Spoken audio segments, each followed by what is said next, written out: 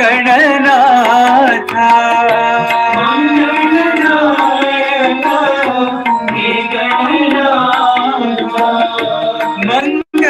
मंगलदायक हे गणनाथ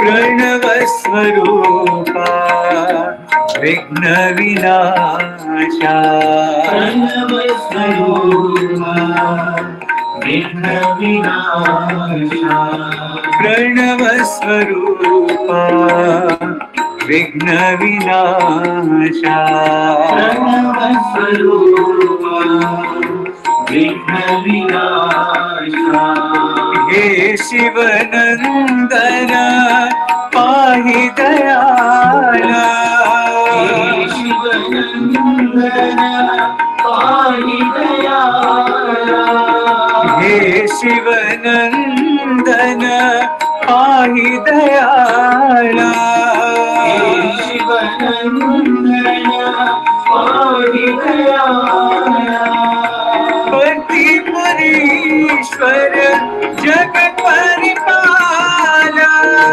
पतिपुरीश्वर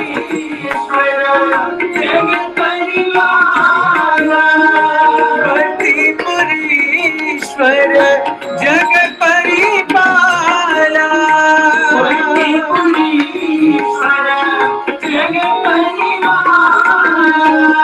प्रणव स्वरूपा विघ्न विनाशा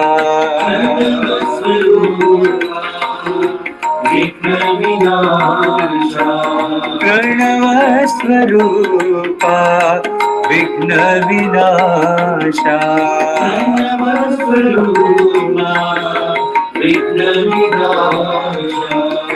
मंगलदायक हे गणनाथा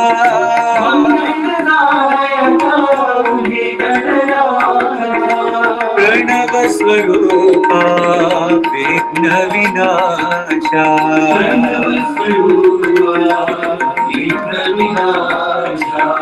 हे शिवनंदन पाहि दयाला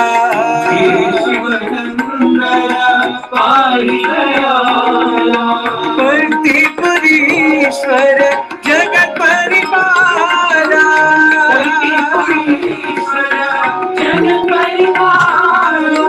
प्रणव स्वरूपा विघ्न विनाशा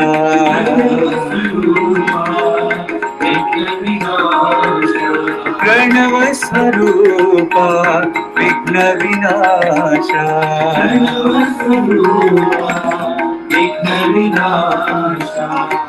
मंगलदायक हे गणनाथ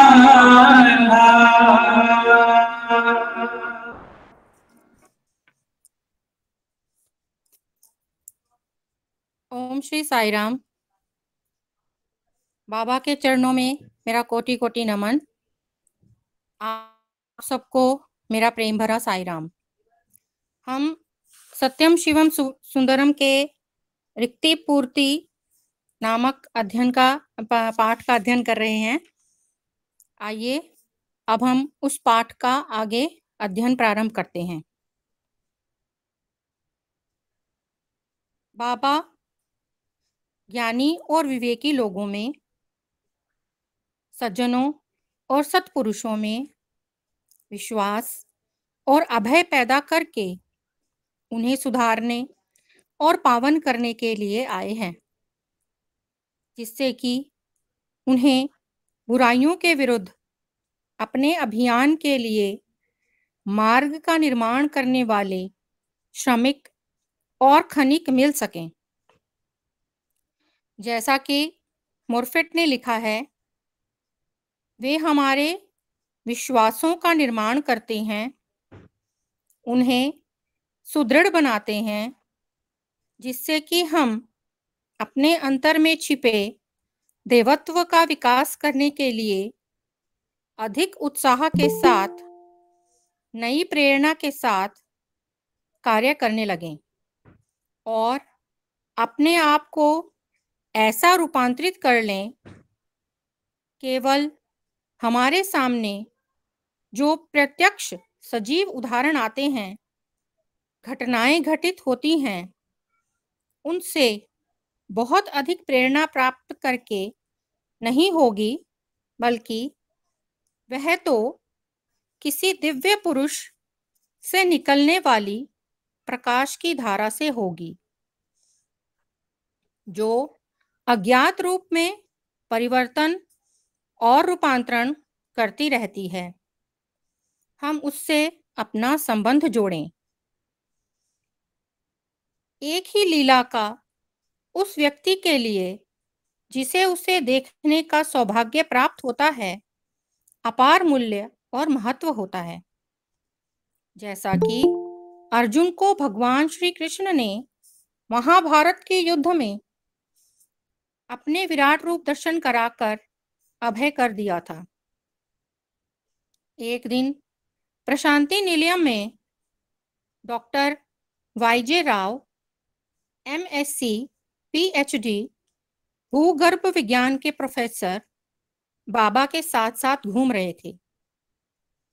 बाबा ने एक कठोर पत्थर का टुकड़ा ग्रेनाइट हाथ में उठा लिया है। डॉक्टर बड़े प्रसन्न हुए अपने प्रिय तकनीकी विषय का प्रश्न सुनकर, और उन्होंने उसके निर्माण का शिला उत्पत्ति विज्ञान के अनुसार सही सही उत्तर दिया।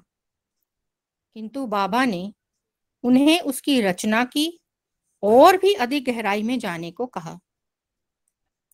डॉक्टर राव इस प्रश्न के लिए भी तैयार थे और अणु, रासायनिक सूत्रों, इलेक्ट्रॉन, प्रोटॉन, मेसॉन तथा अन्य जटिल वैज्ञानिक शब्दावली और सूत्रों की सहायता से उस पत्थर की रचना संबंधी वैज्ञानिक स्पष्टीकरण देने लगे। बाबा ने उन्हें रोका और कहा, नहीं, और भी अधिक गहराई में पहुंचो। डॉक्टर राव अपनी तकनीकी रज्जू के अंतिम छोर तक पहुंच चुके थे। स्तब्ध होकर सोचने लगे। बाबा ने उनके हाथ से वह पत्थर का टुकड़ा अपने हाथ में ले लिया और उस पर जोर से फूंक मारी, और वह पत्थर का टुकड़ा भगवान श्री कृष्ण की एक सुंदर मूर्ति में परिवर्तित हो गया। मूर्ति का हल्का नील वर्ण था, अधर पर मुरली धरी थी। बाबा ने कहा, देखो, चट्टान में भगवान है। आप भूगर्भ वैज्ञानिकों को इस सत्य के प्रति सजग और सचेत रहना चाहिए। ईश्वर के बिना कुछ भी प्रकट नहीं होता। बाबा की प्रत्येक लीला आध्यात्मिक अनुशासन और विज्ञान का एक पाठ होता है। बाबा फटकार भी लगाते हैं, और वह फटकार किसी सुसुप्त चेतना और भक्ति के स्त्रोत्र पर ऐसा सटीक आघात होता है कि बंद स्त्रोत्र प्रस्फुटित हो जाते हैं और फटकार खाने वाला धन्य हो जाता है। एक सज्जन रोज बाबा की पूजा करते थे। नित्य बाबा के 108 नामों का पाठ करते थे और हर बृहस्पति को 1008 नामों का उच्चारण करते हुए पूजा करते थे। अष्टोत्र शतनामावली और अष्टोत्र सहस्त्र नामावली के साथ पूजन अर्चन के बाद वह बाबा के चरण कमलों में साष्टांग प्रणाम करते थे। वह यह कल्पना करते थे कि बाबा उनके सम्मुख खड़े हैं। कोई भी ऐसी प्रार्थना नहीं जो बाबा नहीं सुनते। कोई आह नहीं बचती जो उनके हृदय पर अंकित नहीं होती। कोई आंसू नहीं होता जो उनकी निगाह से बचता हो। वह हमारे निकटतम बंधु, अंतरतम सखा, अनुशासन प्रिय पिता, वात्सल्यमयी माता, परम मार्गदर्शक सदगुरु हैं। हमारे प्राणों के प्राण हैं। वे सदा सर्वत्र उपस्थित रहते हैं। इस क्षण भी सभी मार्गों पर उपस्थित हैं। सभी तीव्रगामी वाहनों के पीछे हैं या बहुधा उनके भीतर ही रहते हैं। सर्व कल्याणकारी अभय हस्त के स्पर्श के साथ। श्री वी कृष्णमूर्ति लिखते हैं, 22 सितंबर को कॉलचेस्टर से लंदन आते समय मेरे पुत्र ने मुझसे सीट को नीचे कर देने के लिए कहा, जिससे कि वह आराम कर सके। मैंने सीट नीचे कर दी। एक ट्रक अचानक आकर हमारी कार के सामने रुक गया और हमारी उससे टक्कर हो गई। स्टीयरिंग व्हील बिल्कुल मुड़ गया और कार सामने की ओर से बहुत क्षतिग्रस्त हो गई। मुझे या मेरे पुत्र को एक खरोंच भी नहीं आई। बाबा की पावन विभूति हमारे पास थी और हम भगवान के प्रति नतमस्तक हुए, जिन्होंने कृपा कर हमारी रक्षा की। प्रोफेसर जीबी पिल्लई अपने पुत्र के साथ त्रिवेंद्रम से मद्रास तक अपनी यात्रा का विवरण देते हैं। हमारा परिवार बाबा को 1961 से जानता है और तभी से हम बाबा के भक्त हैं। हम 23 दिसंबर 1969 को जब रेलगाड़ी से यात्रा कर रहे थे तो मूसलाधार वर्षा से गाड़ी और रेल मार्ग का बुरा हाल हो गया। खबर पहुंची कि पंबन पुल बह गया है, इसलिए गाड़ी मदुरई पर 3 घंटे तक रुकी रही। किंतु अंत में रेल अधिकारियों के निर्णय के अनुसार उसे आगे बढ़ाया गया। उस समय रात के 9:30 बजे थे। पिल्लई और उनके साथ यात्रा कर रहे डॉक्टर गोपी ने रात में सो जाने का निर्णय किया और सो गए। अचानक सारी बत्तियां बुझ गईं और एक भयंकर विस्फोट हुआ। डिब्बा बुरी तरह हिल उठा। एक खाई सी बनती गई और उसके मलबे का ढेर यात्रियों के ऊपर गिरने लगा। प्रोफेसर पिल्लई उफनती नदी में गिर पड़े और उनके ऊपर पड़ा डिब्बे का मलबा उनका दम घुटने लगा। उनको विचार कौंधा, कहाँ हूं मैं? कहाँ होगा मेरा पुत्र? मेरी पत्नी और पुत्रियों का क्या होगा? वह चिल्लाए, बाबा बाबा, रक्षा करो, बचाओ, मेरे पुत्र को बचाओ। और बाबा ने रक्षा की, हमें बचा लिया। अचानक ही पानी घटा और मलबा बह गया। मुझे लगा कि मेरे पैर जमीन में टिके हुए हैं। मेरा सिर चकरा रहा था, मेरा गला बैठ गया था, मेरे वस्त्र बह गए थे। मैंने अपने पुत्र को आवाज दी और उसने प्रत्युत्तर दिया। बाबा सदा हमारी रक्षा करते हैं। डॉक्टर गोपी भी सुरक्षित बच गए और उन्होंने डॉक्टरी मदद की, क्योंकि प्रोफेसर पिल्ले रेत और कीचड़ में लथपथ थे और उनका दम घुट रहा था।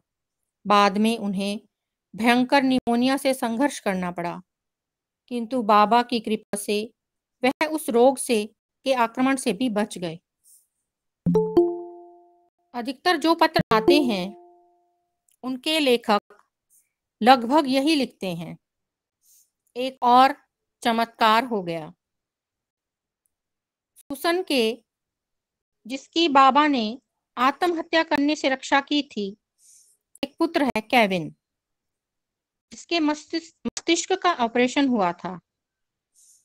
उसकी जान तो बच गई, किंतु उसकी एक आंख की दृष्टि बिल्कुल जाती रही।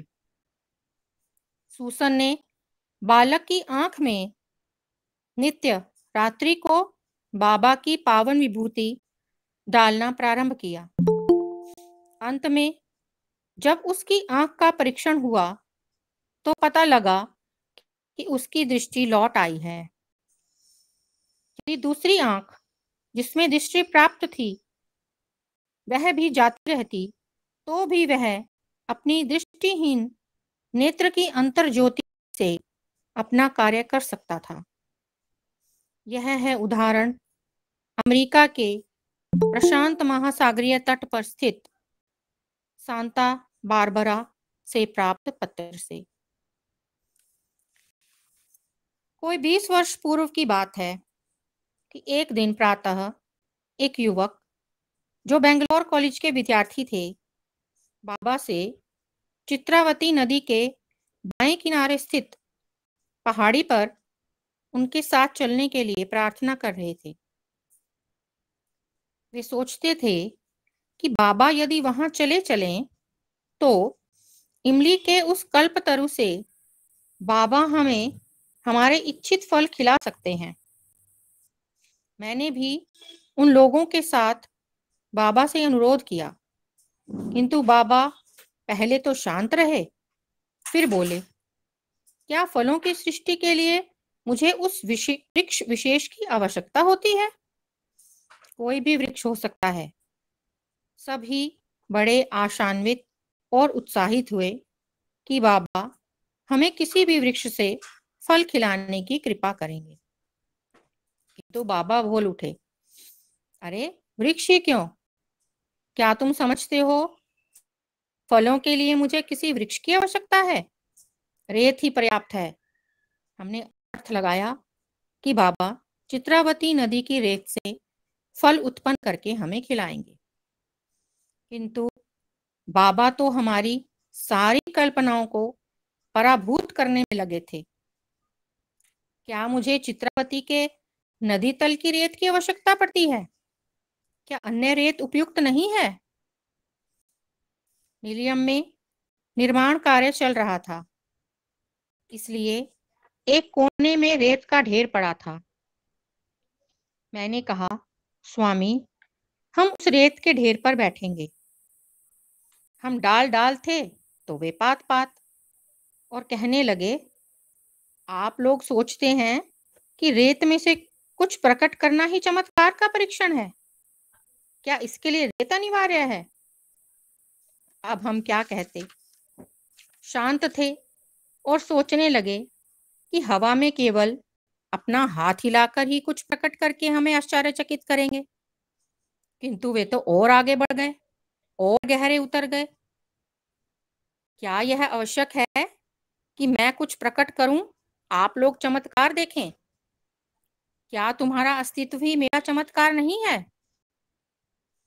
इतना कहते हुए उठे और हमें विस्मित छोड़कर चल दिए, यह प्रकट करते हुए कि वह स्वयं ही तो त्रिमूर्ति ब्रह्मा, विष्णु और महेश का एक रूप है। पर ब्रह्म परमेश्वर के अवतार हैं। बाबा का प्रत्येक चमत्कार उनके अनुग्रह का प्रसाद है।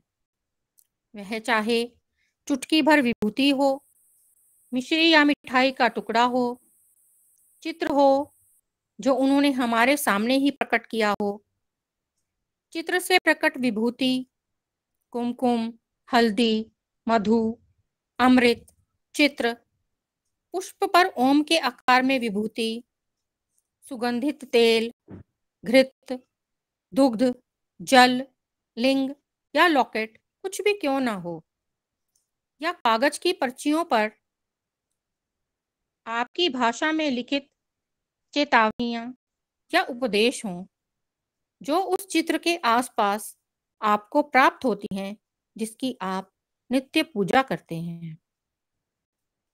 चाहे वे वस्तुएं आपको जागते या सोते में या स्वप्न में कोई दे जाता हो, या आपको डाक द्वारा प्राप्त होती हो, पुस्तक, पत्र या पार्सल के रूप में, आपके किसी ऐसे आदेश के प्रत्युत्तर में जो शायद आपने कभी भेजा भी ना हो।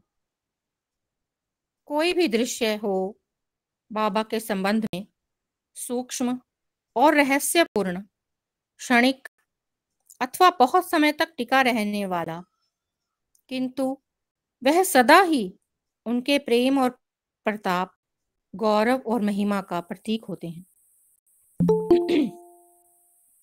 जितना आप चाहेंगे उतना ही वे आपको देंगे। जितना वे आपको देते हैं उतनी आपकी वृद्धि होती है। जितना उनके निकट आप पहुंचते जाएंगे उतना ही अधिक उन्हें अपने निकट आप पहुंचते जाएंगे, उतना ही निकट उन्हें उतना ही अधिक उन्हें अपने निकट पाते जाएंगे। मेरे पास खाली हाथ आओ, बाबा कहते हैं। अपने हाथों में जो कुछ पकड़े हो उसे फेंक दो। वे खिलौने जिनसे अब तक आप लाभ हानि संचय आदि के खेल खेल रहे थे, उठाकर एक और फेंक दो। बाबा को देने में प्रसन्नता होती है। बाबा पूजा प्रशंसा से प्रसन्न नहीं होते, क्योंकि हमारे द्वारा उनकी प्रशंसा करने से उनका गौरव नहीं बढ़ता और ना ही किसी के द्वारा उनकी निंदा करने से उनका प्रताप और वैभव घटता है।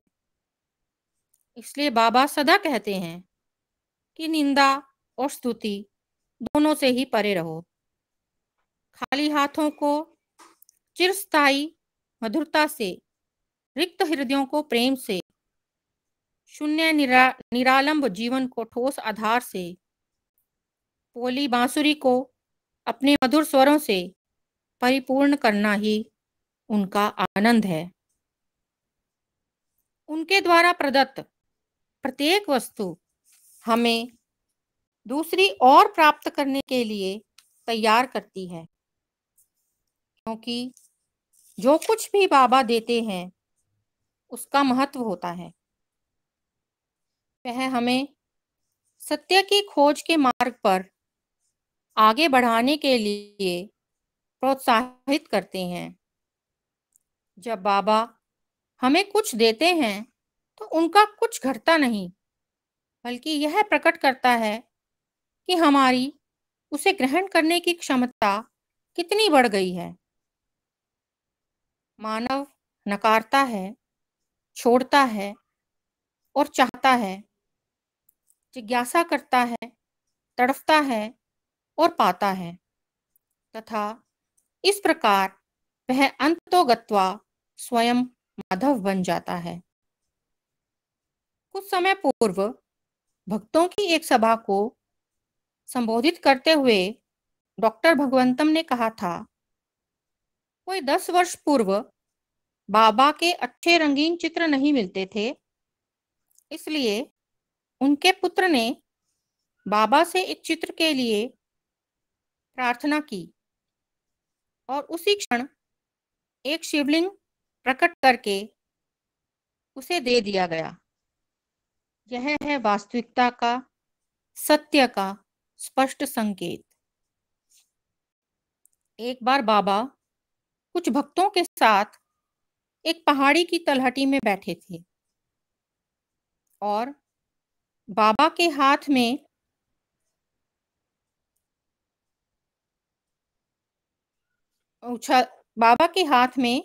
उछालते रहे और फिर एक पत्थर एक व्यक्ति के मुख की ओर फेंका तो वह एक मिश्री का टुकड़ा निकला।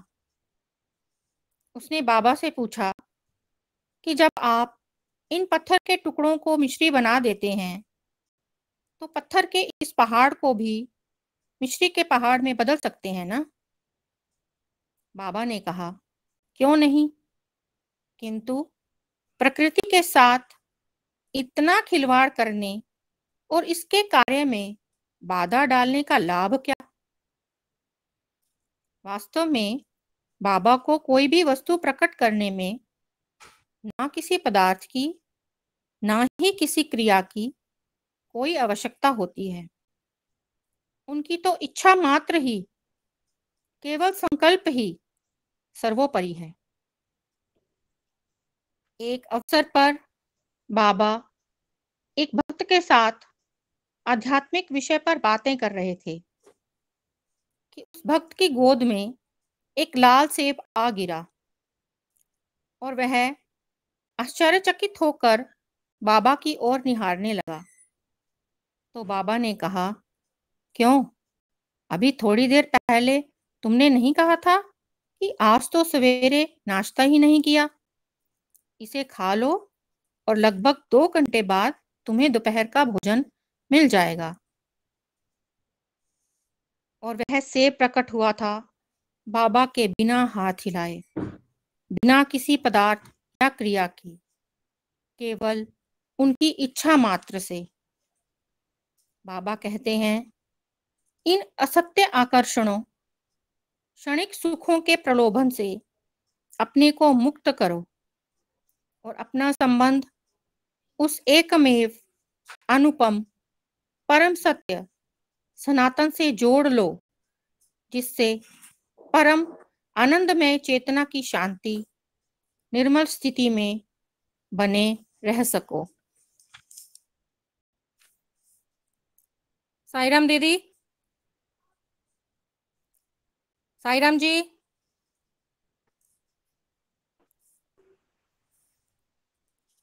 सुमन, दीदी अगला सुमन? पढ़ूं या आप करोगे इसका एनालाइज? नहीं नहीं, अभी टाइम है ना, तो फिर अगला पढ़ लो देती हूँ। हाँ, थोड़ा सा पढ़। ठीक है जी। आइए अब हम सत्यम शिवम सुंदरम के अगले अध्याय कितने दयालु का अध्ययन प्रारंभ करते हैं। प्रशांति निलयम में 1970 में 2 सम्मेलन हुए। दशहरे के अवसर पर अक्टूबर में सेवा दल संगठनों का सम्मेलन और बाबा के जन्म दिवस के अवसर पर सत्य साई सेवा संगठनों के पदाधिकारियों का अखिल भारतीय सम्मेलन।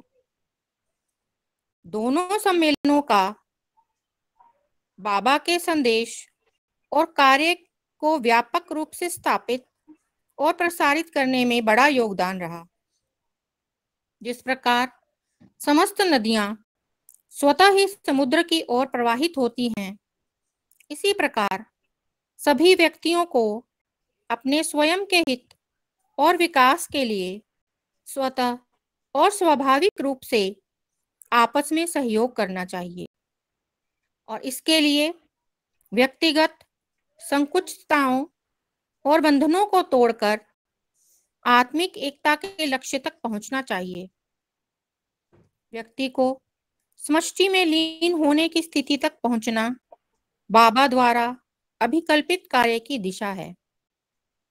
ऐसे साधकों को बाबा निम्न कोटि का समझते हैं, जो एकाकी रहकर अपने साथियों और समाज से विमुख हो पलायन करते हैं। पानी की बूंद जल्दी ही सूख जाती है, वह उस समुद्र तक अकेली नहीं पहुंच सकती जिससे भाप बनकर वह उड़ी थी, जब तक कि वह अन्य बूंदों के साथ अपने साथी संगियों और संबंधियों के साथ नहीं मिल जाती। नाले से नदी में पहुंचकर उसके समुद्र की ओर बहने वाले प्रवाह में नहीं मिल जाती। बाबा कहते हैं, समाज को जाल, धोखा या कष्टदायक कैद मत समझो। प्रेम योग श्रेष्ठ साधन के रूप में साथी मानव बंधुओं और प्राणियों की सेवा पर बल देता है। सेवा तो उस व्यक्ति का स्वभाव बन जाती है जो अपने मैं की मेरे साथ एकात्मता की अनुभूति कर लेता है और उसके लिए फिर उस और इसमें, सृष्टि और सृष्टा में, ऊर्जा और पदार्थ में कोई अंतर नहीं रह जाता। एक में ही सबकी एकता उस स्वर्णिम नियम का दार्शनिक आधार है, जिसमें कहा गया है कि जैसे व्यवहार की तुम दूसरों से उपेक्षा करते हो, वैसा ही व्यवहार तुम दूसरों के साथ करो। प्रेम ही मेरी पहचान का प्रतीक है। किसी वस्तु या पदार्थ को प्रकट करना या केवल इच्छा मात्र से किसी को स्वास्थ्य और प्रसन्नता प्रदान करना मेरा प्रतीक नहीं। आप चमत्कारों को मेरे दैवत्व के प्रतीक समझते हैं, किंतु मेरा प्रतीक तो वह प्रेम है जो आप सबको स्वागत पूर्वक मेरी ओर आकर्षित करता है, जो मुझे खींचकर उनके पास ले जाता है जो ईश्वर प्राप्ति के लिए प्रयत्नशील हैं, तड़प के साथ साधनारत हैं, अपनी तीर्थ यात्रा के मार्ग पर अभावों और संकटों के कारण अटके पड़े हैं और कष्ट पा रहे हैं, किंतु फिर भी आगे बढ़ने के लिए विश्वास और लगन के साथ कोशिश कर रहे हैं। यह वह प्रेम है जो घोषणा करता है कि मैं साईं बाबा हूँ।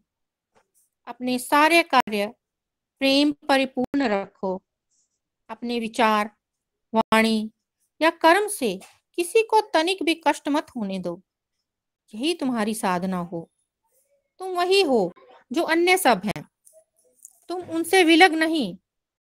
तुम यदि किसी को हानि या कष्ट पहुंचाते हो तो वह तुम स्वयं अपने आप को ही हानि या कष्ट पहुंचाते हो। तुम साईं हो, अन्य सब भी साईं हैं। अखिल विश्व साईमयम। हाथ उस शरीर से ही आंख कैसे बाहर निकाल सकता है जिसका वह स्वयं ही एक अंग है।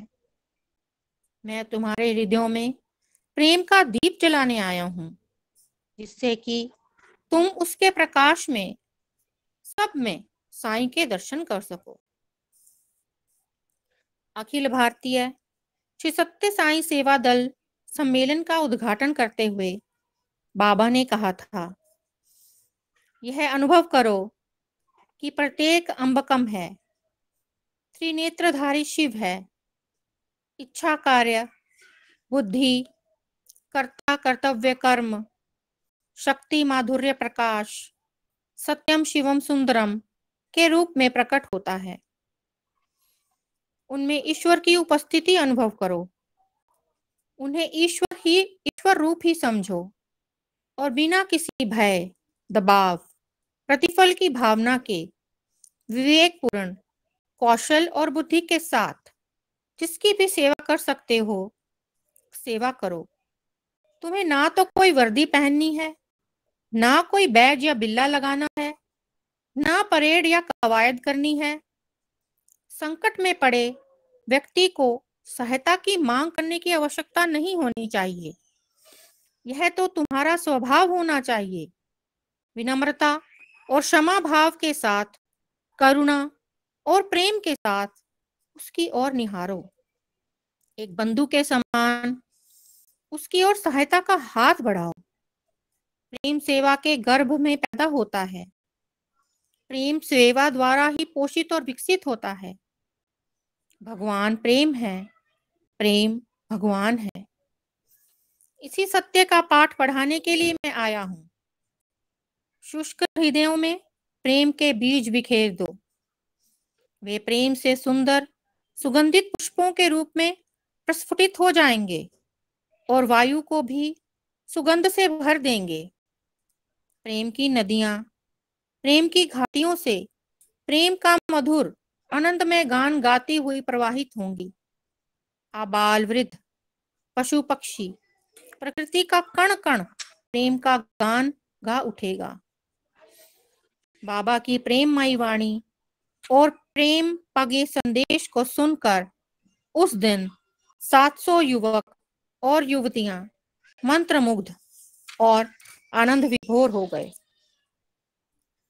अमेरिका से आए एक साधक ने उस दिन समस्त श्रोताओं के भावों को तो प्रकट किया।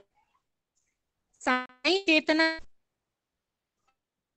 होकर पूर्ण समर्पण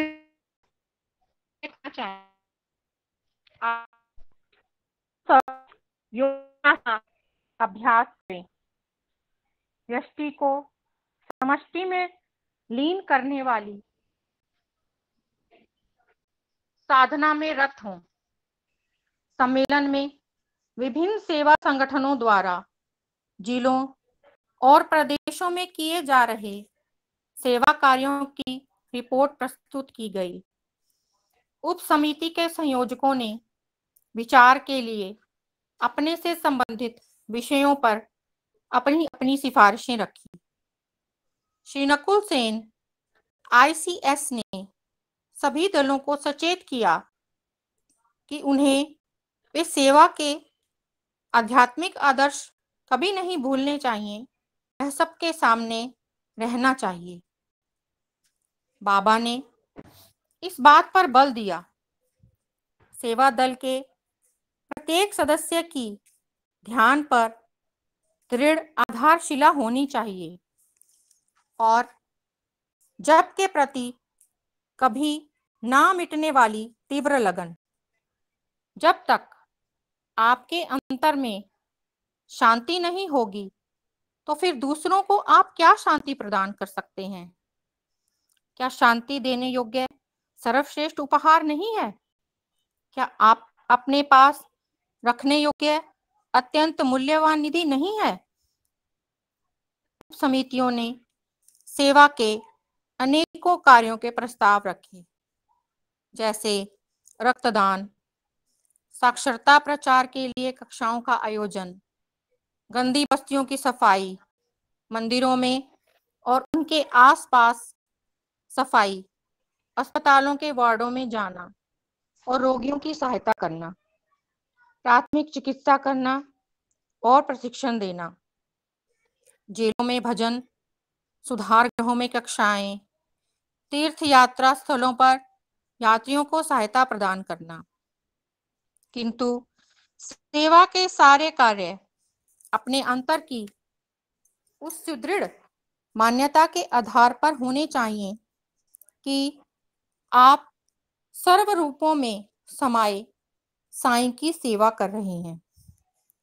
यहाँ हिल्डा चार्ल्सन द्वारा लिखे एक पत्र से उदाहरण देना उपयुक्त होगा। बाबा ने मुझसे कहा, इस धरती पर अपना सिर उन्नत रखते हुए चेतना और उत्साह को सजग और समुन्नत रखते हुए तथा हृदय को प्रेम के लिए सदा खुले रखते हुए चलो। आत्मविश्वास रखो, अपने हृदयवासी भगवान पर विश्वास और भरोसा रखो, फिर सब ठीक होगा। तुम जहां कहीं देखोगे मैं वहीं दिखाई दूंगा, तुम जहां चलोगे मैं वहीं होऊंगा, तुम जिससे मिलोगे मैं उसी व्यक्ति में होऊंगा। मैं सब में हूं, मैं प्रत्येक में हूं, तब मैं प्रत्येक के भीतर से प्रत्युत्तर दूंगा।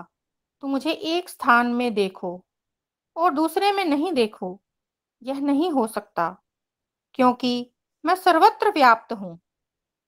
तुम मुझसे नहीं बच सकते या कोई कार्य मुझसे छुपा कर नहीं कर सकते, क्योंकि ना तो मुझसे कुछ छिप सकता है और ना तुम मुझसे कुछ छिपा कर गुप्त रख सकते हो।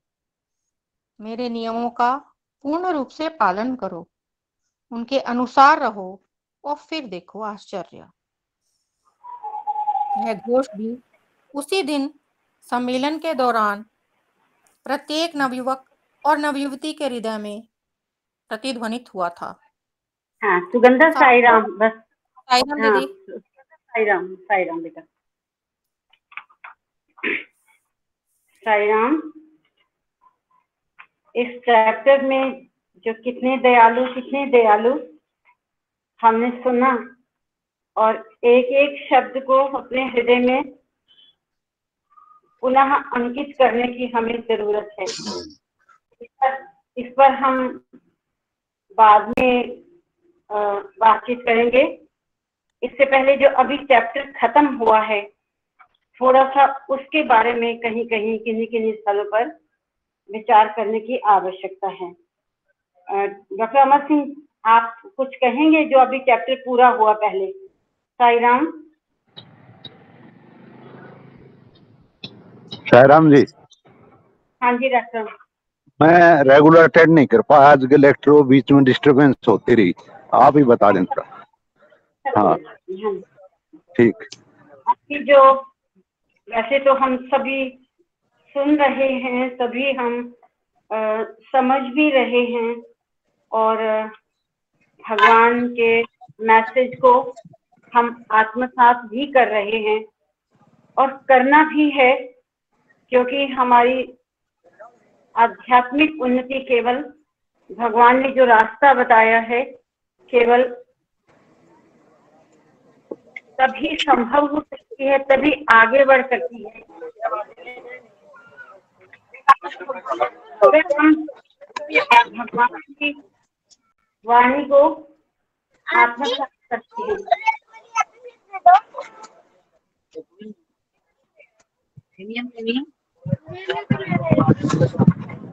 फिर 1 लीटर दूध। कितना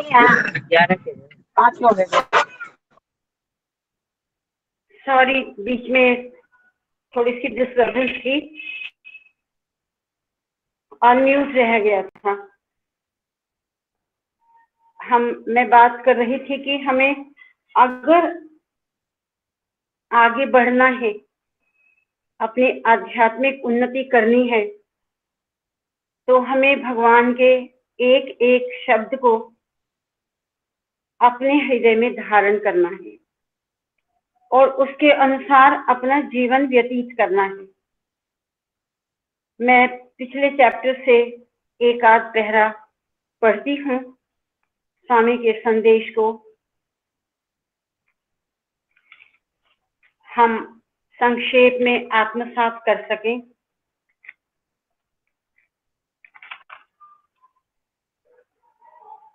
यहाँ कितना महत्वपूर्ण दृश्य हम सोच के इमेजिन करके तो देखें। स्वामी जो भी कुछ अपनी लीला दिखाते, कितना दिव्य समय रहा होगा कि कुछ एक भक्तों के साथ चित्रावती नदी के किनारे पर। तो एक छोटा सा पहरा मैं पढ़ती हूँ। कोई 20 वर्ष पूर्व की बात है कि एक दिन प्रातः कुछ युवक जो बेंगलोर से कॉलेज के विद्यार्थी थे, बाबा से चित्रावती नदी के बाएं किनारे पर स्थित पहाड़ी पर उनके साथ चलने के लिए प्रार्थना कर रहे थे। वे सोचते थे कि यदि बाबा वहां चले तो इमली के उस कल्प तरु से बाबा हमें हमारे इच्छित फल खिला सकते हैं। हम सभी परिचित हैं उस कल्प तरु से।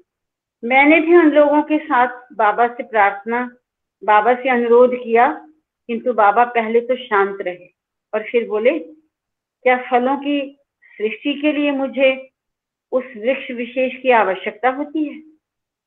अंतर्यामी भगवान सब जानते हैं। कोई भी वृक्ष हो सकता है। सब ही बड़े आशान्वित और उत्साहित हुए कि बाबा हमें किसी भी वृक्ष से फल खिलाने की कृपा करेंगे। किंतु बाबा फिर बोले, अरे वृक्ष ही क्यों? क्या तुम समझते हो कि फलों के लिए मुझे किसी वृक्ष की आवश्यकता है? रेत ही पर्याप्त है। हमने अर्थ लगाया, बाबा चित्रावती नदी के रेत से फल उत्पन्न करके हमें खिलाएंगे। किंतु बाबा तो हमारी सारी कल्पनाओं को पराभूत करने में लगे थे। पराभूत करना, निरस्त करना, हराना में लगे थे। क्या मुझे चित्रावती के नदी तल की रेत की आवश्यकता पड़ती है? क्या अन्य रेत उपयुक्त नहीं है? निलय में निर्माण कार्य चल रहा था, इसलिए एक कोने में रेत का ढेर पड़ा था। मैंने कहा, स्वामी हम उस रेत के ढेर पर बैठेंगे। और भक्तों के भाव देखिए, हम डाल थे तो स्वामी पात थे और कहने लगे, आप लोग सोचते हैं कि रेत में से कुछ प्रकट करना ही चमत्कार का परीक्षण है, और क्या इसके लिए रेत अनिवार्य है? अब हम क्या कहते? सब और से भक्त हार चुके थे, तो सोचने लगे कि हवा में केवल अपना हाथ हिलाकर ही कुछ प्रकट करके हमें आश्चर्यचकित करेंगे। किंतु वे तो और आगे बढ़ गए और बहुत गहरे उतर गए। और क्या ये आवश्यक है कि मैं कुछ प्रकट करूं? आप लोग मेरा चमत्कार देखें, क्या तुम्हारा अस्तित्व ही मेरा चमत्कार नहीं है? इतना कहते हुए उठे और हमें विस्मित छोड़कर चल दिए और प्रकट करते हुए कि वह स्वयं ही तो त्रिमूर्ति ब्रह्मा विष्णु महेश का एक रूप है, पर ब्रह्म परमेश्वर के अवतार है। देखिए कितना दिव्य संदेश देने वाला ये पंक्तियां हैं। हमारी बुद्धि कहाँ तक चलती है इतनी सी, स्वामी हाथ हिलाकर मुझे कुछ देंगे, स्वामी रेत के कणों में से कुछ निकाल कर देंगे। लेकिन स्वामी ने तो उनकी हर कल्पना को निरस्त करके और क्या क्या क्या समझाने का प्रयास किया कि तुम क्या समझती हो कि मैं रेत से ही कुछ निकालूंगा। और इसी बीच में जो सबको आश्चर्यचकित कर दिया भगवान ने ये कहकर कि जो तुम्हारा सबका अस्तित्व है, जो तुम हो, क्या ये चमत्कार नहीं है कि ऐसे सारी सृष्टि को भगवान ने ही सृजित किया है, सारी सृष्टि उसने ही प्रकट की है। तो क्या ये चमत्कार नहीं है जो हम अपनी आंखों से देख रहे हैं? और फिर कैसा भाव भक्तों का, हमें छोड़कर चल दिए और ये प्रकट करते हुए कि वह स्वयं ही तो त्रिमूर्ति है। ऐसा उन्हें जो दिखाई दिया, जो समझ में आया कि बाबा ही तो ब्रह्मा विष्णु महेश स्वरूप हैं, पर ब्रह्म परमेश्वर के अवतार हैं। ये स्वामी के स्वरूप का भक्तों से ही, स्वामी ने जो भक्तों को ही उनके हृदय में ही जो अनुभूति दी, उन भक्तों से ही कहलवाया। अपने आप भी बहुत बार कहते, लेकिन उन भक्तों की अनुभूति के आधार पर ही कहलवाया कि वो ही तो ब्रह्मा विष्णु महेश है, उसी ने सृष्टि उत्पन्न की, वही पालन पोषण, और अंत में सारी सृष्टि उसी में विलीन हो जाती है। और अब मैं थोड़ा सा और पढ़ती हूँ। मेरे पास खाली हाथ आओ, बाबा कहते हैं, अपने हाथों में जो कुछ पकड़े हो उसे फेंक दो। वे खिलौने जिनसे अब तक आप लाभ हानि संचय आदि के खेल खेल रहे थे, उठाकर एक और फेंक दो। बाबा को देने में प्रसन्नता होती है। बाबा पूजा प्रशंसा से प्रसन्न नहीं होते, क्योंकि हमारे द्वारा उनकी प्रशंसा करने से उनका गौरव नहीं बढ़ता, ना ही किसी के द्वारा उनकी निंदा करने से उनका प्रताप और वैभव घटता है। इसलिए बाबा सदा कहते हैं कि निंदा और स्तुति दोनों से परे रहो। खाली हाथों को चिरस्थायी मधुरता से, रिक्त हृदयों को प्रेम से, शून्य निरालंब जो आश्रयहीन है, जीवन को ठोस आधार से, और बिल्कुल जो खाली बांसुरी को अपने मधुर स्वरों से परिपूर्ण करना ही उनका आनंद है।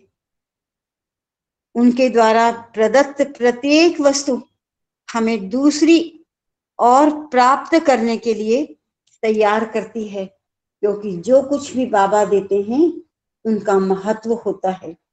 वह हमें सत्य की खोज के मार्ग पर आगे बढ़ाने के लिए प्रोत्साहित करते हैं। इतने दिव्य शब्द जिनको आत्मसात करके हमें भी अपने जीवन को धन्य करना है और हमें अपनी आध्यात्मिक उन्नति को आगे करना है। ओम साई राम। अब मैं अपनी बहन जनक नरूला जी से प्रार्थना करती हूँ कि वो आज की साधना के विषय में जो संदेश मिला है उसको पढ़ें। साई राम। साई राम। साई राम। ओम श्री साई राम। भगवान बाबा के पावन चरणों में मेरा कोटिशय प्रणाम और आप सबके हृदय स्थित भगवान को मेरी प्रेम भरी साई राम। भगवान के ने बहुत ही स्वर्णिम अवसर दिया है हमें इस साधना को करने का। तो आज 9वां दिन है हमारा इस साधना को करने का। आज का विषय है आध्यात्मिक परिपक्वता की शक्ति। ये विषय ध्यान देने योग्य है। आध्यात्मिक परिपक्वता प्रारंभ होते ही बहुत सी परतें प्याज के छिलकों के समान हट जाती हैं। जब हम आध्यात्मिक गतिविधियों के पीछे निहित तथ्यों को समझदारी से महत्व देते हैं तो हम अपने विकास को और गहरा करते हुए अपने उद्देश्य से पुनः जुड़ जाते हैं। आध्यात्मिक अनुष्ठान पूजा के लिए मात्र औपचारिकताएं नहीं होती, ये आध्यात्मिक गतिविधियां हमारे दैनिक जीवन से भी जुड़ी होती हैं। क्या हम ध्यान पूर्वक जानने का प्रयास करते हैं कि हम क्या कर रहे हैं, अथवा एक रोबोट की भांति सब कुछ होने देते हैं? क्या हम कोई प्रतिक्रिया या अभिमत देते हैं? क्या हम वर्तमान क्षण में जागरूक रहने का प्रयास करते हैं? क्या हम जीवन के सर्वोत्तम उपहार श्वास के प्रति जागरूक रहते हैं? और क्या हम सोचते हैं कि हमारा अस्तित्व और यह संपूर्ण सृष्टि क्यों है? आध्यात्मिक समझ हमें हमारे मन और हृदय पर लदे हुए तमाम अवांछित अनवांटेड बोझ को हटाने में सहायता करती है। ये हमारी भावनाओं को दृढ़ बनाकर आंतरिक शांति के साथ हमें लक्ष्य की ओर ले जाती है। ये समझ हमारी अंतर्मुखता को पुष्ट करती है। जब हम दैवीय गुणों को व्यवहार में लाते हैं तथा आध्यात्मिक परिपक्वता का उदय होता है। हम केवल अपने अंदर देखें और बाहर के सब कुछ को अनदेखा करें। यदि सभी मानव दिव्य गुणों का अनुसरण करें तो हमारी दुनिया पर इसका कितना चमत्कारिक प्रभाव पड़ेगा। दिव्य बनो, दिव्यता देखो और सर्वव्यापी दिव्यता की सेवा करो। तो जो मौखिक विषय है, मौखिक संदेश है, कैसे इसको हम कैसे कॉम्प्लीमेंट करता है। ओम श्री साई राम। साधना आराधना महोत्सव की इस यात्रा में हमने स्वामी का ही बताया हुआ मार्ग अपनाया। अपने ही हृदय की गहराइयों में बसे उस चैतन्य ज्योति से एक संवाद स्थापित किया। भाइयों और बहनों, आज का विषय है आध्यात्मिक विकास प्रेरित ऊर्जा शक्ति, यानी हमारे भीतर जागृत हुए ईश्वर से हमें मिलने वाली दैविक शक्ति। स्वामी कहते हैं, आपका जीवन ही मेरा संदेश है। इसी उनके दिव्य संदेश को हर तरफ फैलाने के लिए वे हमें ऊर्जा प्रदान करते रहते हैं। दैविक साधना के माध्यम से हमें उनकी इसी सेवा कार्य के लिए तैयार किया जा रहा है। चलिए अपनी आंखें बंद करके हम अपने हर सांस, हर धड़कन में इस दैविक शक्ति को अनुभव करें और उस आत्म चैतन्य को, इस अखंड ज्योति को हृदय में सदा के लिए स्थापित कर ले। यही कोशिश आज की साधना है। हम इस साधना आराधना महोत्सव के सत्संग में जुड़े रहें और इस पुण्य कार्य में हम सहभागी बने और दूसरों को भी इस साधना आराधना महोत्सव का संदेश दे करके हम इस कड़ी को आगे बढ़ाएं और पुण्य के भागी बने। ओम श्री साई राम। ओम साई राम। भगवान का दिव्य संदेश अभी सुना। 9वें दिन की साधना के विषय में। ये महीना साधना का महीना है प्रत्येक साईं भक्त के लिए, और हर एक दिन के संदेश के द्वारा हमारी आध्यात्मिक उन्नति हो रही है, हमारी आध्यात्मिक प्रौढ़ता बन रही है। अगर पहले दिन की आराधना संदेश को ही हम देखें, जिसमें हमने अपने मन की सफाई मौन किया था, मौन में हमने अपने मन को खाली किया, और खाली बर्तन हो, वस्तु हो, वो ही भरती है। भरा हुआ बर्तन, भरा हुआ मन भरने वाला नहीं है। या तो खाली भरता है, और या फिर अगर भरा हुआ है अनुपयुक्त सामग्री से, अनुचित विचारों से, भावनाओं से इत्यादि, तो खाली कैसे हो। भगवान सांसारिक उदाहरण देकर स्पष्ट करते हैं, ऊपर नल चला दो, पानी और डालते जाओ, वो बर्तन खाली नहीं होगा, भरता ही जाएगा, लेकिन थोड़े समय के बाद वो सारा जो गंदा पानी है वो निकल जाएगा। ऐसे ही उत्तरोत्तर हमें अपनी साधना को आगे बढ़ाना है। कल की साधना थी त्याग, जिसका मैंने समर्पण करके कहा था, त्याग।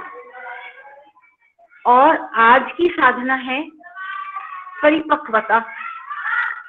किसकी परिपक्वता? कैसी परिपक्वता? परिपक्वता अपनी आध्यात्मिक उन्नति की परिपक्वता।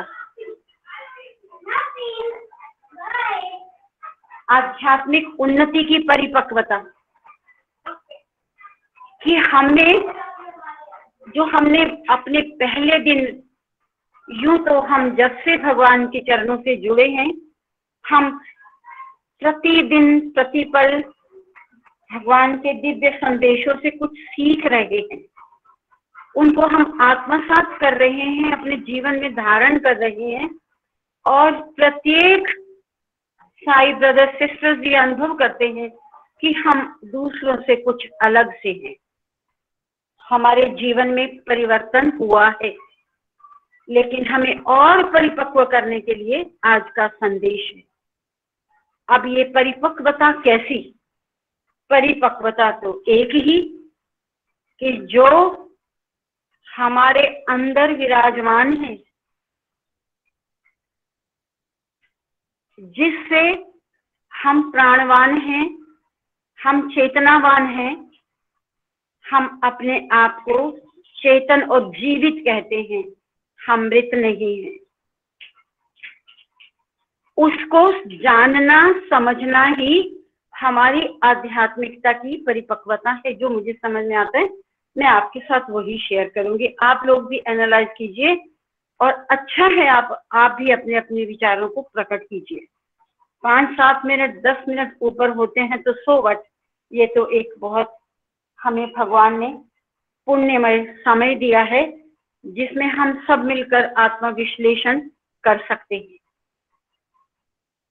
तो मैं आपसे बातचीत कर रही थी कि जिस कारण से हम चेतनावान हैं, प्राणवान हैं, हम मृत नहीं हैं, उसके प्रति दृढ़ आस्था होना, हर पल प्रतिपल सचेत होना कि वो मेरे साथ है, यही है परिपक्वता।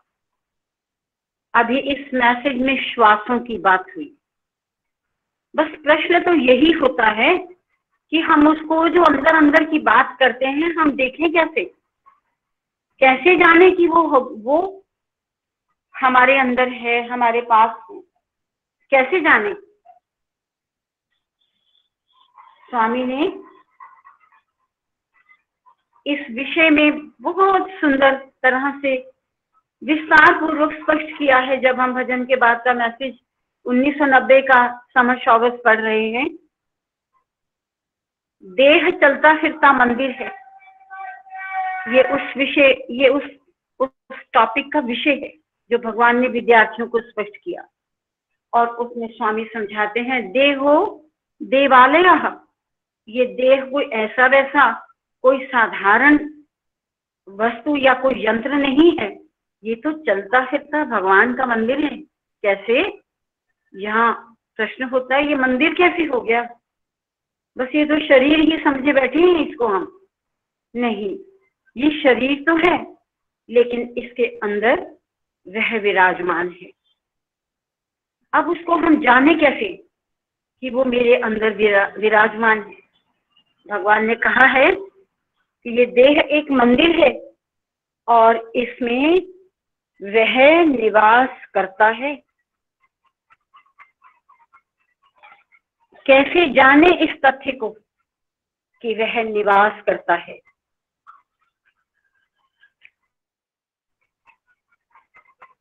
हम कैसे जाने? यही हमारी साधना की परिपक्वता होगी।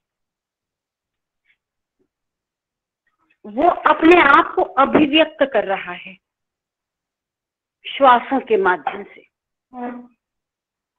जो चीज हमें दिखाई देती है, हर पल हम श्वास ले रहे हैं। भगवान ने बताया कि एक दिन में प्रत्येक व्यक्ति 21,600 श्वास लेता है। प्रत्येक श्वास के द्वारा वो अपने आप को प्रकट कर रहा है